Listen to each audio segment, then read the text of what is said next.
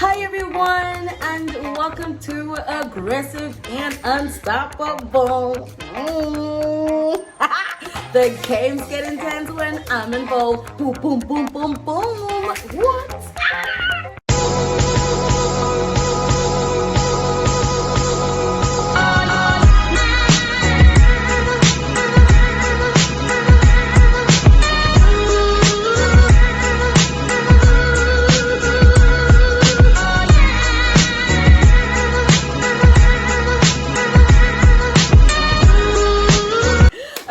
I'm really excited. I've had like 4 cups of coffee already because I'm like, let's go, baby. UFC 304.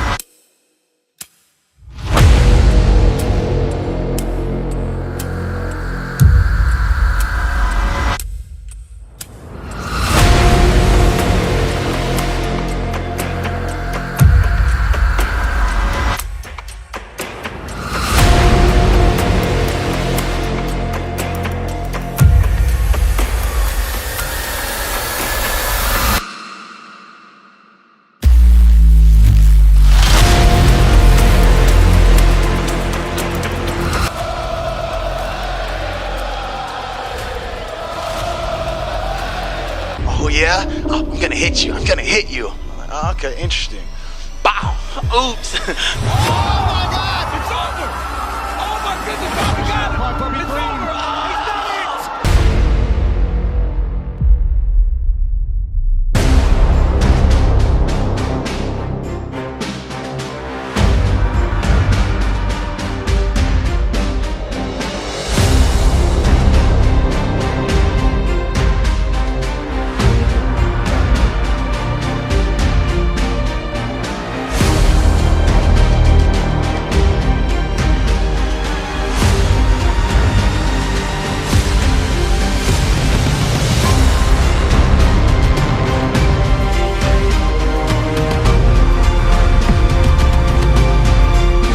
Okay, so we've got on the card, we've got Leon Edwards and Muhammad Bilal, or Bilal Muhammad.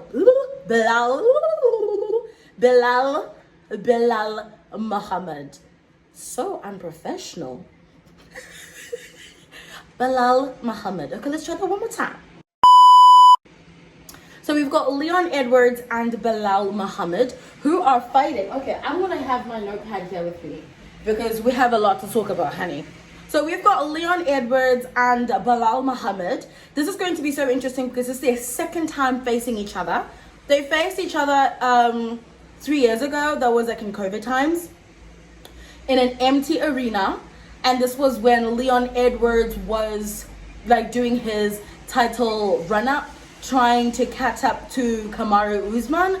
So Leon Edwards then, he hadn't matured into that like champion vibe, that egotistic maniac that he is right now. So you could tell he was still like very defeated. Life was lifing. Yeah, you can tell, hey, these fighters are like, life is lifing. So they fought the first time around 3 years ago. Round 1, I honestly couldn't tell who or how the fight was going or who we were going to give it to, because I felt like it was a fair exchange and like punches. Both guys are very good in their like punching game, like when they're standing. On the ground, Bilal is more advanced than Leon Edwards, because I don't think Leon Edwards' wrestling is as good, but his defense of it, I'll give that to him. So round 1, things are going good. It's giving anyone could take it. Come round 2, Scissors Edwards decides to go ahead and poke and scrape and cut Bilal Muhammad's eye. Like, right underneath his eye. It was a bleeding. It swelled up. I mean, it was like what, the first 18 seconds of round 2. Dean Herb was doing the whole ref thing, and he was like, listen, let's just put it a no contest because this is not going anywhere. Bilal can barely see. His eye was swollen. Blood was gushing. I'll try to find a clip. If I cannot find a clip, I'll put a picture of Bilal's gushing eye that was like cut open. It wasn't as bad as like Michael Bisping, or who else had a very horrible eye injury. If I'm not mistaken, who's this one? Dustin Poirier? Dustin Poirier, remember he had a really horrible cut. Between one of those hotties, they had like a really horrible cut. So of course it was a no contest. Bilal thought like this was the end of his career because that's before he went to see the doctor because he was like, oh my god, my eye. Of course that was not the case. You know how sometimes men are so dramatic. Sorry, but you are. Sorry, don't come for me. You are. Accept it. It's okay. We know. So he was a bit dramatic about it, and then it was like a no contest. Leon Edwards was also like disappointed because imagine this is COVID, you're working hard to make into this like title fight. Things were not working out. I feel like Scissors Edwards should have stuck on that man, but you know what? He's lucky now. He's called Hit Chop Bang Bang, Mr. Edwards.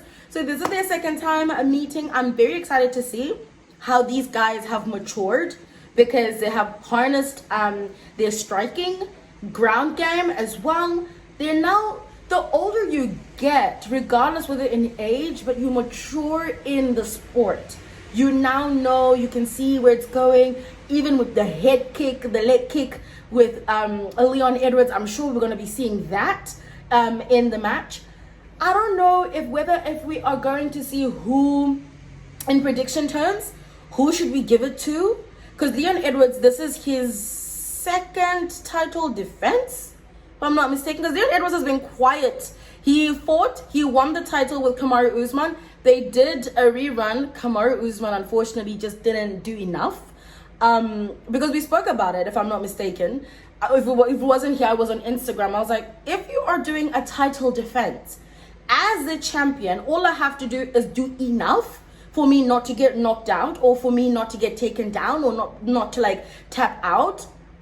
And if you're the one who's challenging back for your belt, Kamaru Usman was supposed to knock out Leon Edwards so that it becomes evident that he can have his belt back. If you're challenging for a belt or a title, you have to knock someone out, or they have to tap out. But you can't just expect it to become a unanimous decision where we're like, okay, cool, we feel like you did okay for you to get the title. Sorry, no. What we're not gonna do is accept the bare minimum and clap hands for that. Sorry, no. I'm not in this economy, child. We're not doing that. So Leon Edwards didn't do enough. Now he is a podcaster. Leon Edwards and I have got the same title, Shem. He's a YouTuber. Okay. I don't know why I am slandering Kamaru Usman, because I love that man. But it's just fun. It's just all fun and games. I'm just poking. Relax. So Kamaru Usman is like taking a chill pill, having a vacay. Bro, but in all honesty, I do miss Kamaru Usman. I feel like Kamaru Usman needs to come back and create that rah-rah. Because if you've got two people who definitely have got strong disdain against each other, you know the fight is gonna, give us something, give us blood. Not in the way of like scraping people's eyes. So I'm hoping Leon Edwards and Bilal, no one scratches each other's eyes out. And all goes well. So I'm excited for that.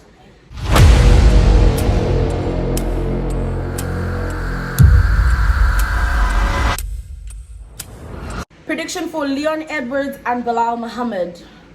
It's a title defense. I don't think Bilal Muhammad has got it to take down Leon Edwards, because Leon Edwards has worked so hard to be where he's at right now, and I don't think he is gonna do anything to jeopardize that.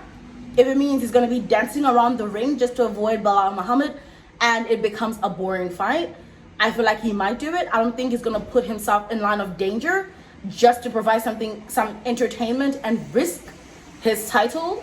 So I don't know. Bilal has to bring his A game. My prediction is Leon Edwards has got it.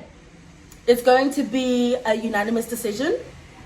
Leon Edwards gets to keep his belt. Bilal gets to cry wolf and, I don't know, think of something else. I don't know. I was injured, or I had an inflammation in my tooth, or a broken pinky toe. We all know who's got a broken pinky toe, Mr. McGregor. We see you, we hear you. Anywho, moving along from Leon Edwards and Bilal Muhammad, going into Tom Aspinall and Curtis Blades.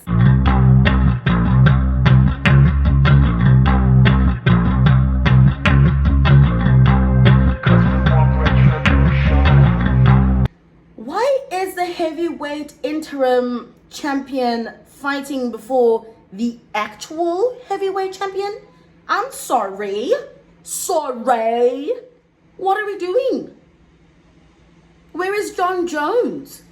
Why is the interim title even still being active? Why are we entertaining this interim title? I'm baffled. I don't know what Dana is thinking, but honestly, it's there, but it's like a pretend belt. So, you know, it's like a participation belt. It's like, okay, you did great, or you were second best, but you're not good enough to be like the heavyweight. Because that interim gives like assistant or executive assistant, but you're still an assistant. You get what I mean? Not happy about that at all. Anyhow, Tom Aspinall and Curtis Blades. Okay, I like Tom Aspinall. I like Curtis Blades. Is it going to be an entertaining fight? I don't think so. I think so. It's heavyweight. So we're expecting big hits, big punches. We're not expecting a lot of like movement in the ring. However, Curtis Blades seems to be lighter this time. Doesn't seem as bulky. And Tom Aspinall is his title defense. I don't know what number. I'll have to double check. Honestly, I don't know. Blades, Blades is a good fighter. He's been in the UFC for a while now. It's just that sometimes, you know, life gets in the way. It's the ebbs and flows of UFC and how it goes. He's had a couple of L's recently, a couple of wins as well. So we can't tell. He's not consistent with it. If it was consistent, like wins, then definitely be like, oh my gosh, Curtis Blades, here we go. But also Tom Aspinall, it's a mess with the interim heavyweight nonsense, a bugaboo, ever since Francis Ngannou left. That's why they're doing all of this. This is why. Francis Ngannou had the heavyweight division on lock, honey, lock. Now look at them being a fool and giving people participation bells. What are we doing? Get it together. Anywho, I think Tom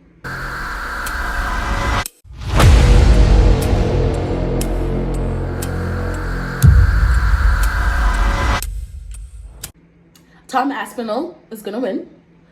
I think it's also going to be a unanimous decision. Unless if Curtis Blades has a whole moment where it's like, come on, son, don't let him bully you, son, you're losing, son. Leon Edwards coach moment. I don't think he's got it. I'm sorry, Curtis Blades. I'm sorry. It's just that your track record, you're very inconsistent. I will say Tom Aspinall, unanimous decision. Moving on along, because this card, it's almost like Dana gave us this card so that we would just be like semi-satisfied because we're waiting for August 17th. Guys, I'm accepting donations for August 17th.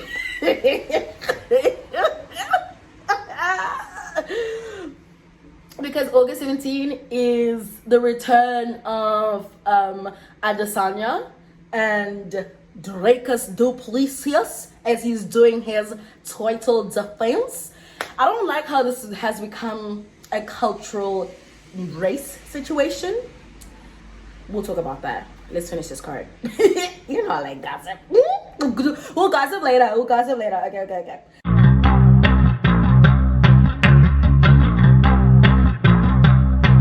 And then the next one on the card is Patty versus Green. Patty the Betty. Patty is a joke. I'm sorry, Patty Pimblett is a joke. If you ask me. We expected Patty Pimblett because he came in with such like a good atmosphere, a good raw. He came in with so much force and he had like the crowd backing him up back in the UK. So you would think someone who's coming up with such fame and such high hopes, he would still keep that up. However, that was not the case. There was a very, I don't want to say, what's the word I'm looking for? The word is not coming, child. English is not Englishing right now. It's like you're on your own. But it was a very unfair decision because everyone felt as if Patty was given that win. I forgot who he was fighting, but people were very unsettled by it. It was very unfair. It was a conflicting win. Everyone was conflicted. Everyone knew that Patty had lost. Even Joe Rogan was like, I saw you, by the way, you roll your eyes when Patty won. Shouldn't have won. I thought it was a close decision. I thought Jared won. So I'm assuming him calling out Green was a way of trying to like cement himself in like the UFC to like prove himself that I am the actual deal. I'm not a joke. I'm actually serious about this lifestyle of being a fighter. And because Green is number 15, I don't understand why he would pick Green. Green just shows up for fun. He fights for fun. Green has got it. I think Patty's gonna lose. If he doesn't, maybe Dana will throw in a little money on the not really, but yeah, on the side so that he wins, because we know that Dana has got his favorites. He's got Sugar Sean and he's got Patty Pimblett. Anywho, I think Green has got it. Patty is a joke. I'm looking for an intense fight, you know, where we can all just be rowdy. In an organized way, in an organized, fashionably rowdy, cute, but ghetto, but bougie type of way. Anywho, and also Molly is also on the card, and a bunch of other new and upcoming interesting fighters. If you're really into UFC, the prelims have got you. Prelims, they never disappoint. I make sure I wake up and catch the prelims because that's when you get people raw dogging it. They are ready to get down and dirty in your face, bloody, losing their teeth, losing their eyes because they've got a lot to prove. The big title fights, the big title contenders are very interesting because it's not just they've got things to prove, but now they have a lot more to lose. So if you have a lot more to lose, you will do a lot to defend it. And at what length, at what cost will you do that? Will you be Scissors Edwards and poke someone in the eye? Or will Dana give you a little push so that you can win, so we can carry on with the Patty Pimblett train? I don't know, but I'm excited to see UFC 304. There's a lot that we're gonna have to talk about after that fight is done, because maybe the dynamics might shift and change. I'm excited for it. It's a very exciting divisions for both. So let's go. Honey, I'm ready.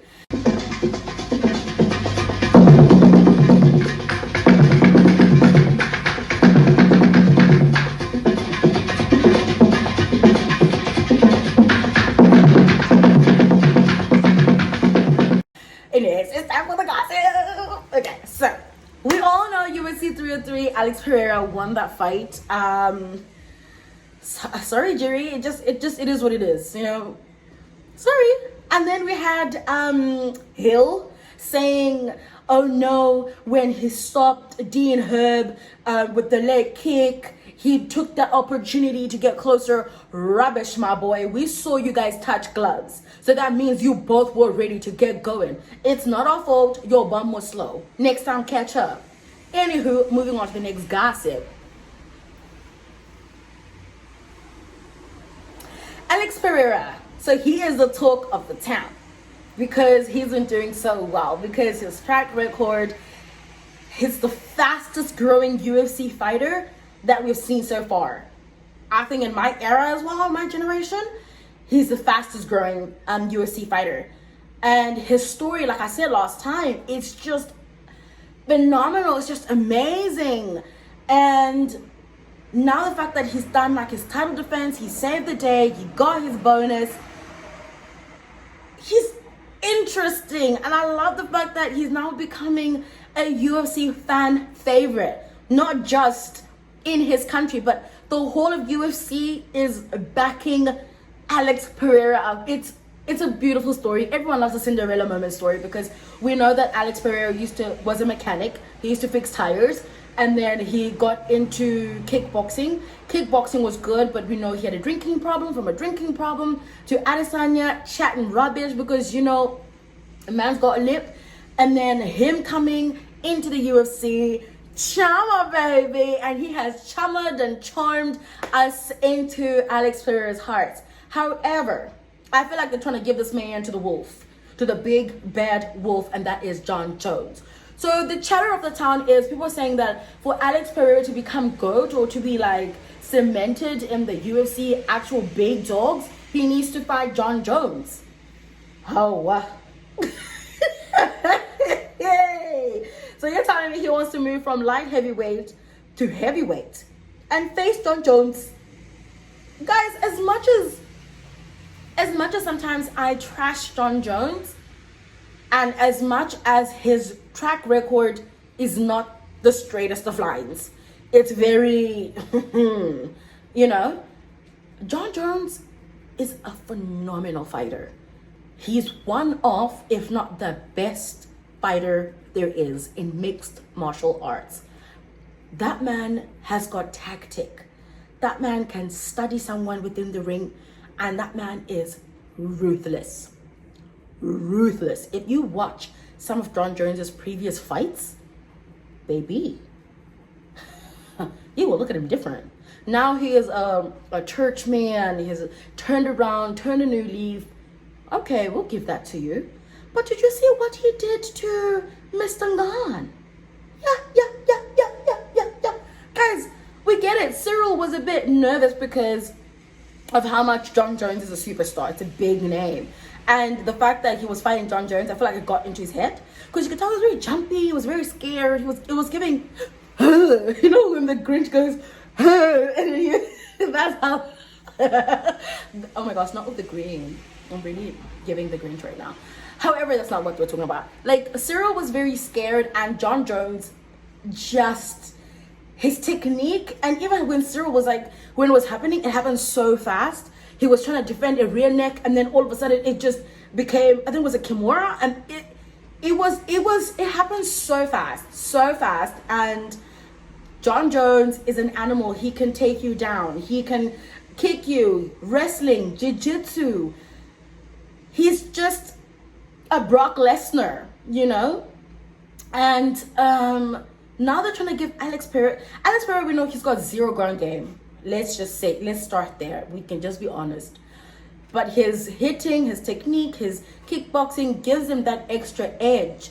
But against John Jones, guys, why? Why? For the history books. Guys, we had let this man, it's like we're building up for a rise and now we're just plotting for his downfall. I don't like the fight. I don't want it to happen. If it does, I will not be watching because I'll be so scared jokes. I'll be watching, but just with a pillow. Like, just, you know what I mean? So I don't want that to happen. So I want it to happen, but I don't want it to happen. I'm so scared for Alex Pereira. Like, I'm like, oh no, that's my baby. But that is the news in the chatter that's floating around.